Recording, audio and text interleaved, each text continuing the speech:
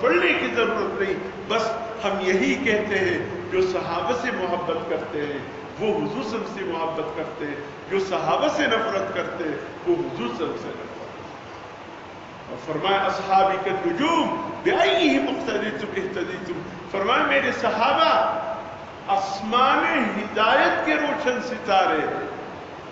یہ ستارے تو آسمان کے ہیں، فرمایا ایک اس سے ہٹ کر آسمان ہے، وہ آسمان ہدایت ہے۔ فرمایا میرے صحابہ آسمان ہدایت کے ستاروں کے مانند ہیں۔ فَبِأَيِّهِمْ اقْتَدَيْتُمْ اهْتَدَيْتُمْ، میرے جس صحابی کا بھی تم اتباع کرو گے ہدایت پائے۔ صحابہ کس کی صحبت یافتہ؟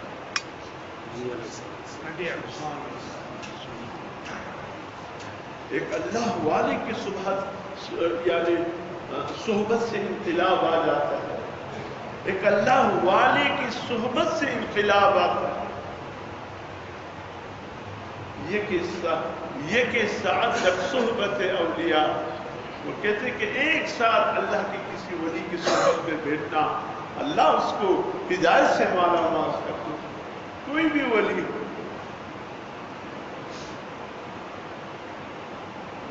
اور صحابہ تو پھر حضور صلی اللہ علیہ وسلم کی صحبت یافتہ کیا کبیرے۔ مولانا لدھیانوی صاحب فرمایا کرتے تھے ارے تم صحابہ کو برا بلا کہتے ہو، اللہ کی بندو ذرا سوچو تم وہ مجلس کہاں سے لاؤ گے جس مجلس میں بیٹھنے والے صحابہ، تم وہ آنکھیں کہاں سے لاؤ گے جن آنکھوں کی نظریں حضور صلی اللہ علیہ وسلم کے چہرے انور پر جمی رہے، تم وہ زبان کہاں سے لاؤ گے جو زبان حضور صلی اللہ علیہ وسلم سے ہم کلام ہوتا تھا، تم وہ کان کہاں سے لاؤ گے جو کان حضور صلی اللہ علیہ وسلم کے لب مبارک سے اور زبان سے جو باتیں نکلتی تھی ہم وقت اس کو سنتے ہیں۔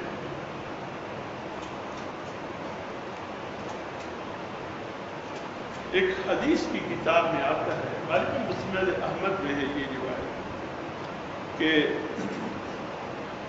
ایک شخص آیا شام کے علاقے سے یا یمن کے علاقے سے، دور ہے حضرت عمر فاروق۔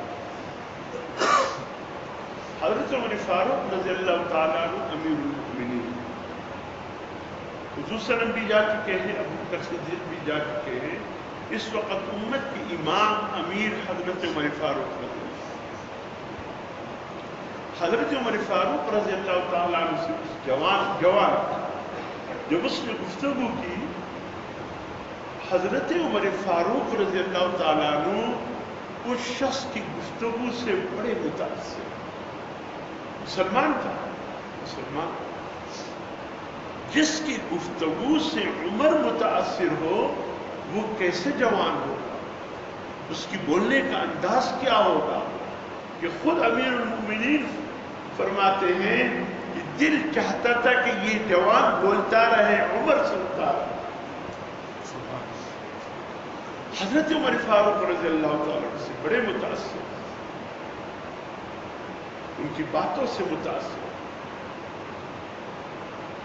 اچانک دل میں خیال اس جوان سے کہا آپ 1 سال میرے ساتھ مدینے میں رہ سکتے ہیں؟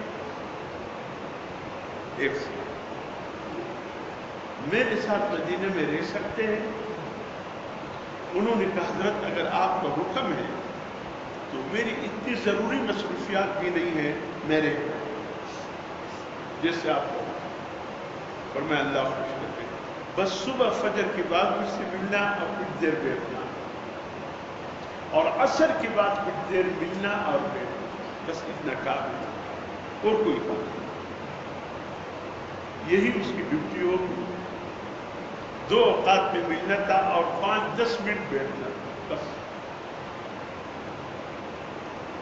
ایک دن حضرت عمر فاروق رضی اللہ عنہ سے کہا میرے بھائی بیٹے سال تمہارا پورا ہو گیا، تم تو کچھ کہتے بھی نہیں ہو کہ گھر بھی جانا، کہ حضرت میں نے کہا میں نہیں کہوں گا، جب آپ کہیں گے اور اجازت دیں گے تب جاؤ۔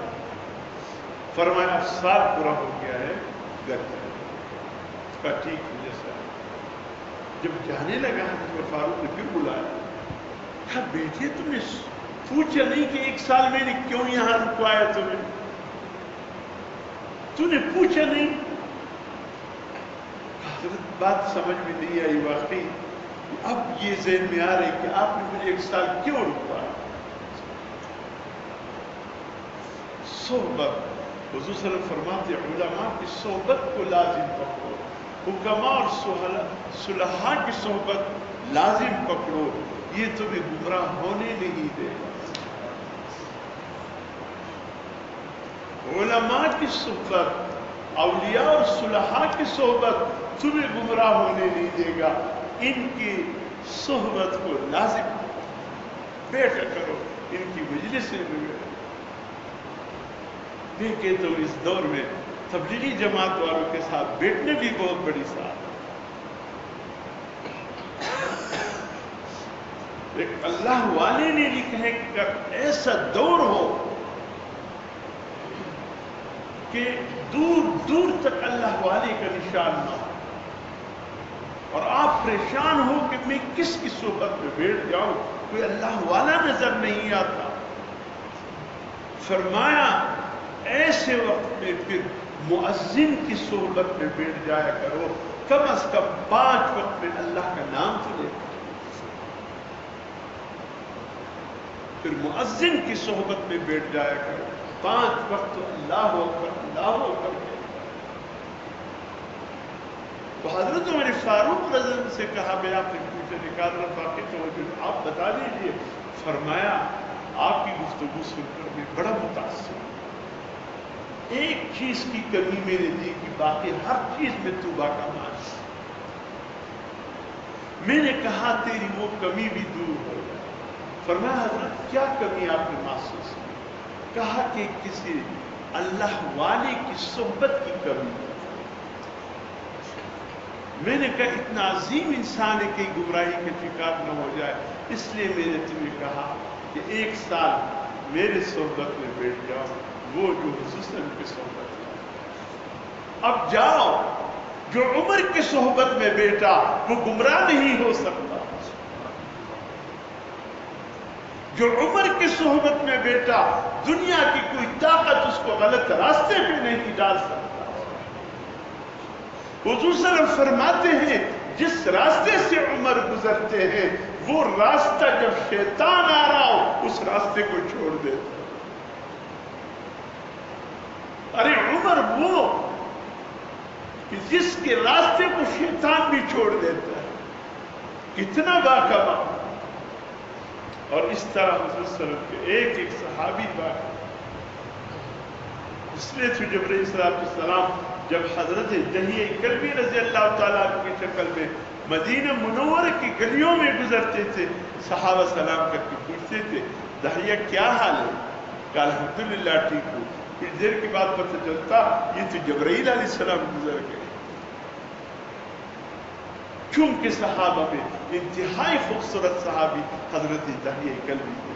یہ وہی صحابی ہے جس کو حضور صلی اللہ علیہ وسلم اپنے قاصد سفیر کی طور پر شاہ روم کے پاس بھیجا کہ جا کر میں رکھا وہ جبرائیل علیہ السلام اسی کی شکل و صورت میں آئے۔ ارے جن کی شکل و صورت میں جبرائیل علیہ السلام آیا کرتے تھے ان صحابہ کا مقام مجھ سے پوچھتے ہو۔ محمد الرسول اللہ والذین معه اشداء علی الکفار رحماء بینہم تراہم رکعا سجدا یبتغون فضلا من اللہ ورضوانا سیماہم فی وجوہہم من اثر السجود ذلك مثلهم في التوراة ومثلهم في الإنجيل كزرع أخرج شطأه فآزره فاستغلظ فيه۔ یہ آیت جو اتری ہے صحابہ کی شان، اللہ نے کہا صحابہ کی عظمت صرف قرآن میں مت ڈھونڈو، صحابہ کی عظمت تو تورات میں بھی موجود ہے، انجیل میں بھی موجود ہے۔ واہ کس شان سے امت کے امام آتا ہے، خود پیدل ہے سواری پہ غلام آتا ہے۔ 32 लाख मुरब्बा मील का फरमान रवा। हजरत उमर फारूक रज़ी अल्लाह ताला हजरत अमीर माविया रज़ी अल्लाह ताला के दौर में फिर इस्लामी सल्तनत तो पहुंच गई थी कितनी लाख मुरब्बा मील तक, तकरीबन 63 लाख मुरब्बा मील तक हजरत उमर फारूक ने इस्लामी सल्तनत को तोसी। सबसे पहले बाहरी बेड़ा जो बनाया वो हजरत अमीर माविया रज़ी अल्लाह ताला, हज़रत उस्मान गनी रज़ी अल्लाह ताला के दौर में हजरत अमीर माविया ने इजाजत चाही कि अमीर इजाजत दीजिए बाहरी बेड़ा बना दूं। ऐसे लिखते हैं हम जमीन तक नहीं पहुंच सकते, हमें बहरी बेड़ा इख्तियार करना।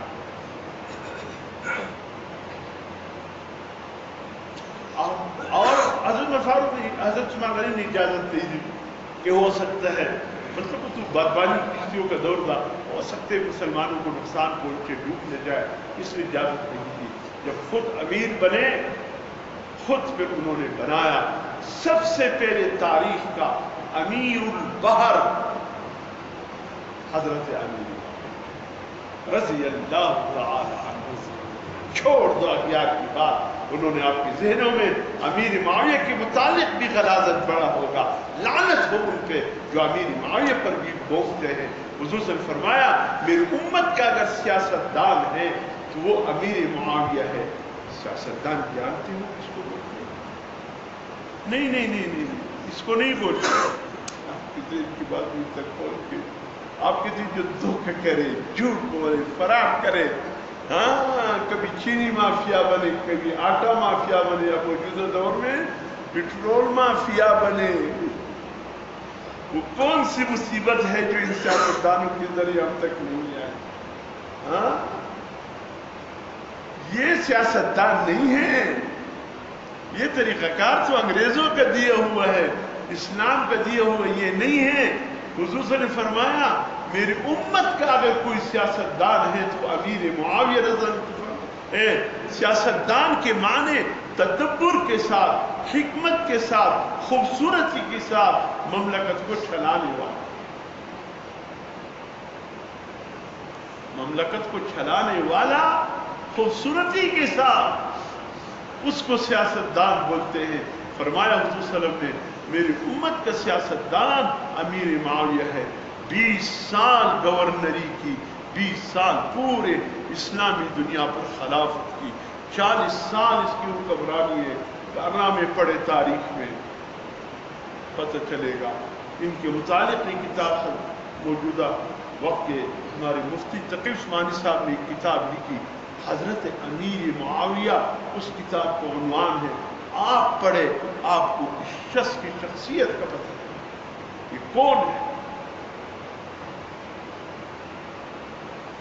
लोग कहते हैं यजीद का बाप है, अरे फिर तू किनान का बाप कौन है बताइए? हजरत नूह अलैहिस्सलाम। फिर आज़र का बेटा कौन है? हजरत इब्राहीम अलैहिस्सलाम। फिर तो चलते जाइए, फिर आपको कोई साफ सुथरा इंसान नहीं मिलेगा।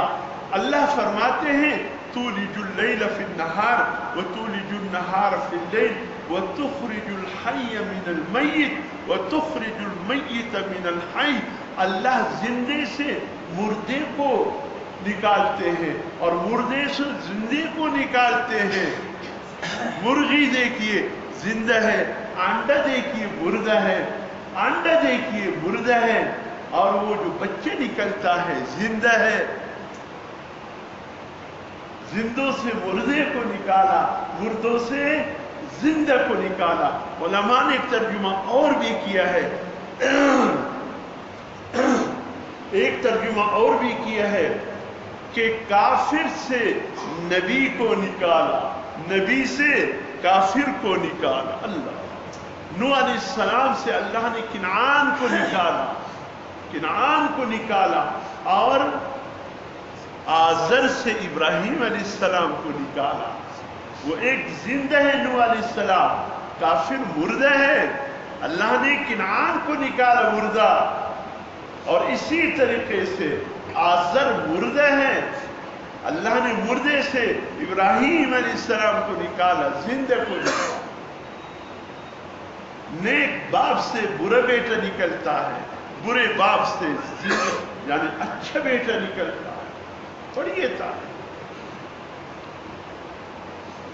سپین پلار بھائی رب سجاڑی با اوش کی بے بھئی کاکا ولی جاڑے دا اوش کی دی ولی پا مخروانی دی وی دا زوی سر سوکم پس اتخورو کی اختصر دی دکان میں بلاری کاروبار میں غرق سو کورم تصودا بان تیار دی پا یم شی پرے نشور ما گرد جوان اللہ تا عبادت کرنی سجدے کرنی اللہ تا سی زوی را کرے دے دا دا اللہ سپر یو شی ندے بنا.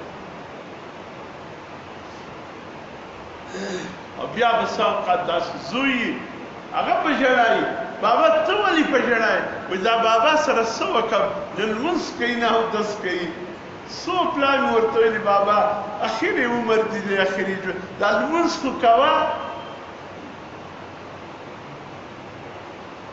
تو ایسا بھی ہوتا ہے. اچھے نیک سارے باپ سے بیٹا کیسے آتا ہے اور برے باپ سے کتنے سالے بیٹا نکلتا. اب یزید جیسا بھی تھا ہمیں اس سے کوئی سروکار نہیں، ہم نے معاملہ اللہ پر چھوڑ دیا. کسی نے خواجہ حسن بصری سے کہا حضرت امیر معاویہ اور حضرت علی کے درمیان جو جنگ صفین ہوا تھا ان میں حق پہ کون تھے؟ حضرت علی اور حضرت امیر معاویہ کے بیچ میں جو جنگ صفین ہوا تھا حضرت ان میں حق پہ کون تھے؟ حضرت خواجہ حسن بصری نے یوں دیکھ کر فرمایا کس کی ضرورت کیا پیش آئی ہے جو مجھ سے پوچھ رہے ہیں؟ کہا حضرت ضرورت تو نہیں ہے، معلومات کی پوچھ. فرمایا معلومات پھر یہ ہے حضرت علی بھی اللہ کے پاس پہنچ چکے ہیں، حضرت امیر معاویہ بھی اللہ کے پاس پہنچ چکے ہیں، ان دونوں بھائیوں کا فیصلہ ہو چکا ہے، میری زبان کو کیوں گندی کر؟ دونوں اللہ کے پاس پہنچ گئے ہیں، فیصلہ ہو چکا ہے، تم میری زبان کو کیوں گندی کر؟ بعض لوگ آتے ہیں جی یزید کے متعلق کہے کیا ہے؟ بھئی یزید بھی اللہ کے پاس پہنچ چکا ہے، ان کے حواریین بھی پہنچ چکا ہے، حضرت سیدنا حسین رضی اللہ تعالیٰ عنہ اس کے ساتھی بھی پہنچ چکا ہے، اللہ کے ہاں فیصلہ ہو بھی چکا ہے، ہماری زبانی کیوں گندی کر؟ کون حق پہ ہے کون نہ حق پہ، کون کیا ہے کون کیا نہیں، چھوڑ.